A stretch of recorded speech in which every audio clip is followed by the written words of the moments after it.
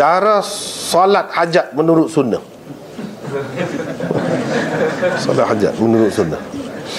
Tak ada apa, buat macam sembahyang biasa lah. 2 rakaat misalnya. Tak berjemaah.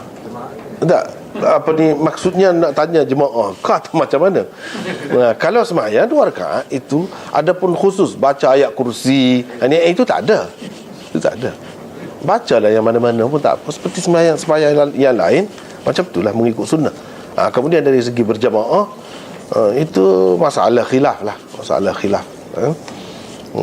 Paling kuat, dalil yang paling kuat orang yang mengatakan sembahyang sunat hajat ni dengan berjemaah ialah hadis dalam Bukhari dan lain-lain yang ada sebut, iaitu Nabi SAW pergi bersembahyang di rumah sahabatnya yang bernama Itban. Dia tu Itban tu Nabi SAW sembahyang.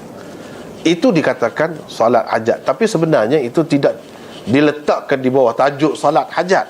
Tak ada. Di bawah solat hajat tak ada. Kalau ada dalam Tirmizi apa tu semua dhaif. Dhaif. Tidak, dalam Bukhari itu tidak diletakkan di bawah tajuk sembahyang hajat. Cumanya difahami. Difahami macam mana? Dia ajak Rasulullah SAW, minta Rasulullah pergi ke rumahnya untuk Rasulullah sembahyang, sebagai tanda, sebagai tempat yang dia nak selalu sembahyang di situ. Itulah hajatnya kira-kiranya. Difahami saja. Begitu. Jadi Rasulullah SAW pun pergi. Bila pergi Rasulullah tanya, kamu nak sembahyang di mana? Saya sembahyang mana? Jadi sini, dia kata di sini. Rasulullah pun sembahyang. Jadi dia pun ikut. Itu berjemaah lah. Jadi itulah kira-kiranya hajatnya. Sekadar itu sajalah.